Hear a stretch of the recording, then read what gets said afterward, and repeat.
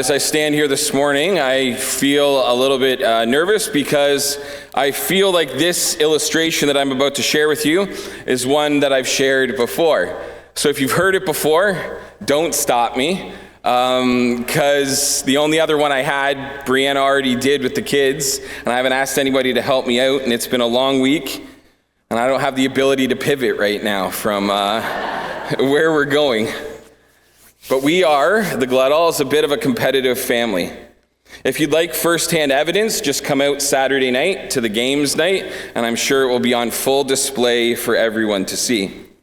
So we compete about the normal things like games and video games and sports and all of that, but there are also some strange things that get competed over in our house. Whose turn it is to pray at night. The most hot sauce that you can put on your food and eat it without having to take a drink over the course of the meal. Who gets to sit where? At the table, in the car, on the couch, all of these things. The fastest to eat their dinner, the fastest to run to the van to grab something. That's a timed event that you have to have someone count for you.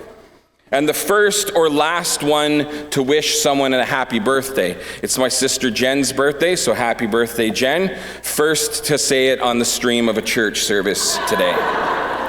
I'm not sure where the kids get it from, to be honest with you.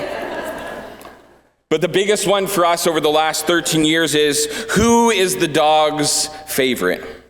Now, perhaps this is one you've also had conversations of in your own family, or one you think is not a real thing. But looking back over the last 3 dogs that we've had, there have been clear favorites in our house. For Pickles, it was Malachi and Layla. For Popcorn, it was very clearly Colleen. And for Potato, it's me. Now, with all of his issues, that may say more about me than it does about everyone else, but I'm happy to take the win because I'm not much of a dog person. I'm very allergic to the dog, and so I have to take pills every morning to be in his presence. Others in my family, as you've already heard, will dispute this because of that competitive spirit, but they do know deep down that it's true, and it's evidenced all the time, but in this example that I'm going to give you. For the longest time, when we first got Potato, because of my allergies and the couches being brand new in the quarters, he wasn't allowed to get up onto the couch with people. He would often try to break this rule, never in my presence, but with other people around. And at first, it would just be his head, then maybe a paw that would go up. Then he went to half of his giant body up onto the couch. And finally, it would be him running across the room and jumping fully on and usually landing on top of the person who was sitting there. This would then lead to people having to try everything they could to get him off when I was coming around, because if I wasn't around, they would leave him there. Pulling, pleading, treating, begging, pushing, wrestling, everything they could think of to try to get him down, including lowering their voices and saying this, off. Now, this may sound like a strange idea, but they were doing it for a specific reason. This was an imitation of me. Because all I needed to say to the dog was those 2 things, off. And he would get down and do what he was supposed to do. He would no longer be with the person struggling up on the couch. All it took for him to happily get down was those things. Because Potato knew that him and I had a deal from when he was very little, that this was not a place for him, that I was serious about it and I was not going to let him get away with it. Potato knew and still knows, even though he's allowed up sometimes because there are couch covers on the couch, that his favorite was the one saying it to him, and he would do anything to get on my good side. So in spite of their near flawless impressions, which did, I will admit, work every once in a while, he knew who to follow, he knew the sound of his favorite, he knew his father's voice. And this is an example that Jesus has obviously used in our passage this morning as we continue to look at some of the follow me statements that he made in the Gospels, to learn how we can grow in our relationship and follow him more closely. Now, the first of these statements we looked at, this is the first of those statements that's going to shift the nature of what Jesus was saying. Because the first 2 that we looked at were calling specific people to follow him. Follow him physically, but follow him spiritually into ministry, to fish for people, and into their community. To leave behind their lives, their dreams, their wishes, their hopes, their comfort, and all they knew in order that Peter, Andrew, James, John, and Levi would become his followers, would be counted among the sheep that would follow him. But in this instance, the follow me statement is not made to people, but to define who his followers were and how they could be recognized. Jesus, again, using an illustration that was very common in his time and one that he had used before in John chapter 10, if we were to look back to the very beginning of that passage. And he was using it when the Pharisees questioned him for healing a blind man. And it's an example that he breaks down in John 10, 1-6 this way. He says, "Very truly I tell you, Pharisees, anyone who does not enter the sheep pen by the gate, but climbs in by some other way, is a thief and a robber. The one who enters by the gate is the shepherd of the sheep. The gatekeeper opens the gate for him, and the sheep listen to his voice. He calls his own sheep by name and leads them out. When he has brought out all his own, he goes on ahead of them, and his sheep follow him because they know his voice. They will never follow a stranger. In fact, they will run away from him because they do not recognize a stranger's voice."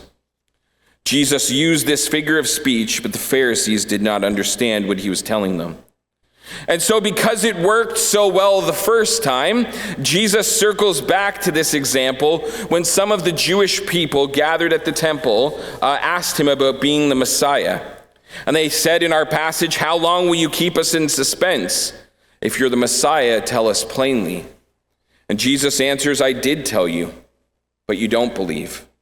The works I do in my Father's name testify about me, but you do not believe because you are not my sheep. My sheep listen to my voice.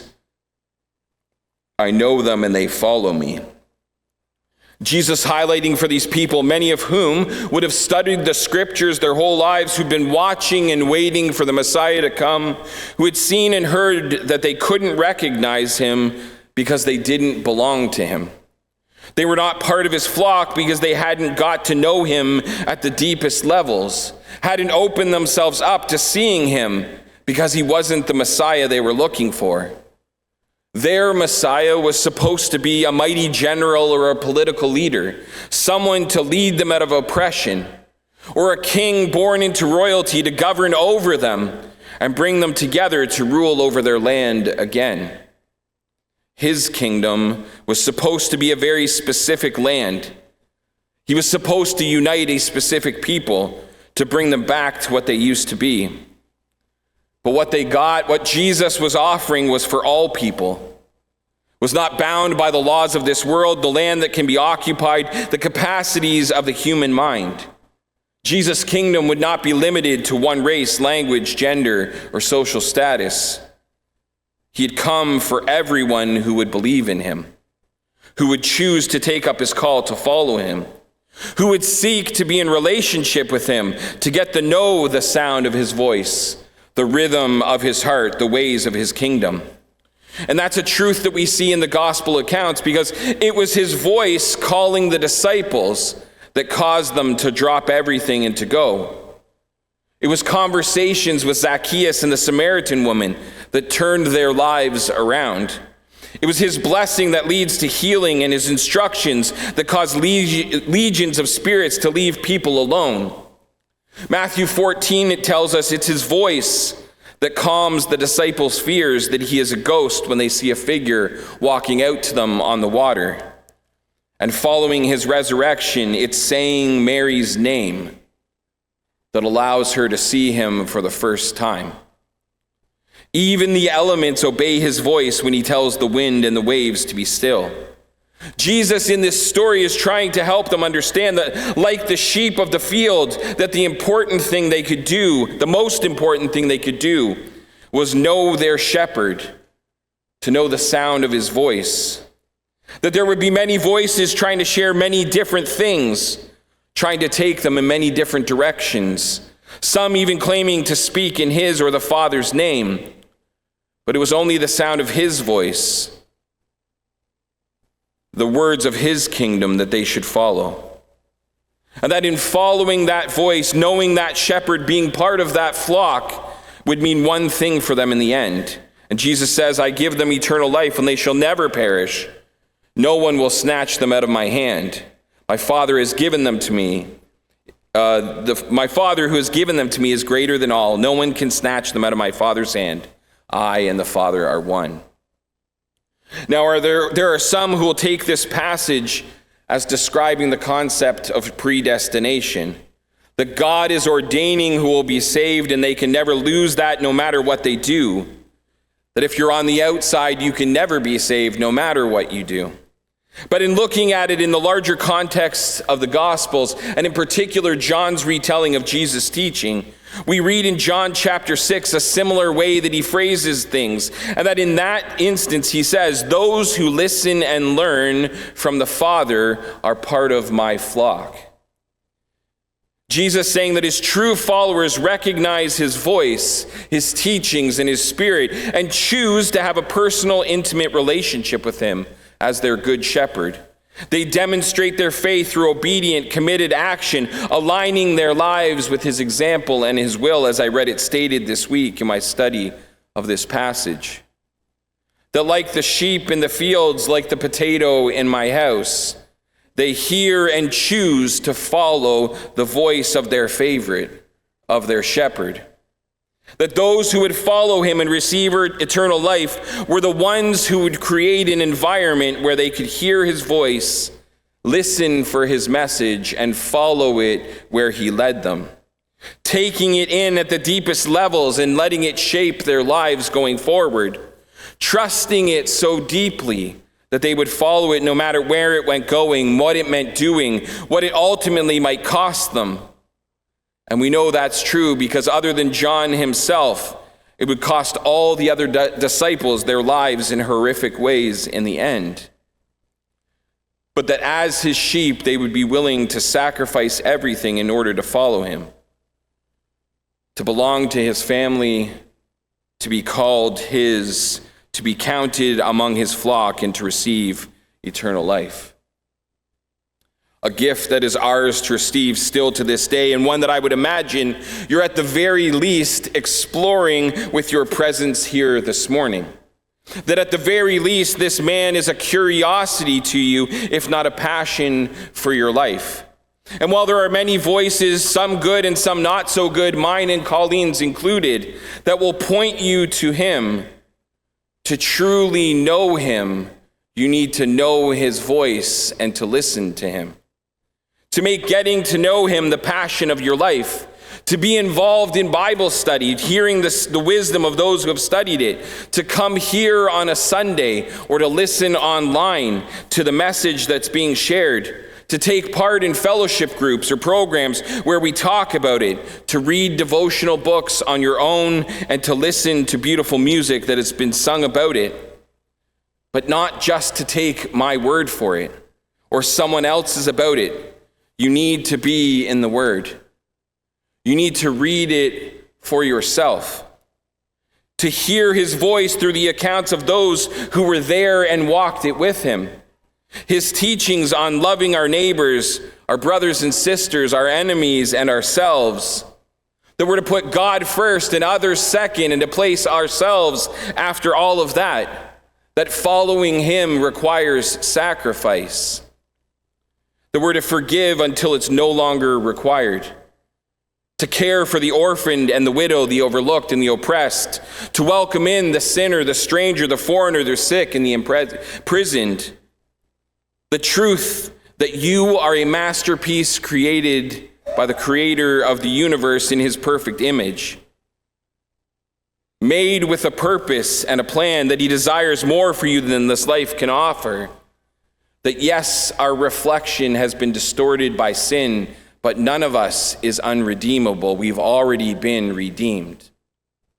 That there's nothing in your past that disqualifies you from the blessings he has in store for you if you choose to believe and to trust in him.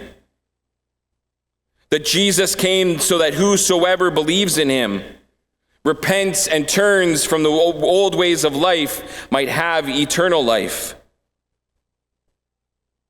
but that it also means to choose to live in the reality of that eternal life today. To take time to pray, to stop and to listen to his voice, to hear those moments when he says to you, off.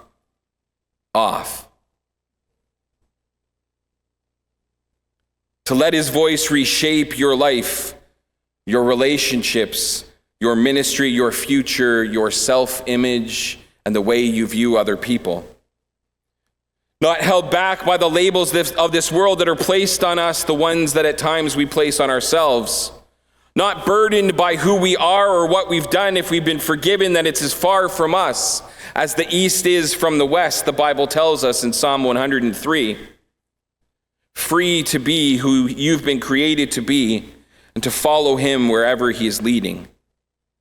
Because friends, that's where the key of all of this is, where the evidence of who we are and who we belong to will be found, in how we live our lives. The actions we take, the way we react to conversations, how we interact with each other and other people. That in stopping to listen to what he's saying, we will be reshaped and reinvigorated to go out and do his will in our lives, to use our time for his purposes, giving more of ourselves to others, the sick, the lonely, and the anxious, offering more to his ministries in fellowship and study on Sundays and other ways, that will use our talents for his glory, the musical ones and the teaching ones, the hospitality ones, welcoming people in, offering ourselves in service to each other and to others, and we'll use our treasures, our monetary resources for his kingdom as well, regularly tithing to these ministries, exploring generosity on top of those things by giving to support programming and other things going on here and around the world, supporting a family as they settle into Canada, someone who's struggling to find work, or giving to support the community service work that's done every day. That is how we will know. That's how the world will know which flock we belong to. And just like Potato listening to me and to us to get down meant treats, we too will be rewarded. We'll be blessed in this life and eternally rewarded in the next for following the lead of our Good Shepherd, the one who's calling you and I even today. But friends, are we listening?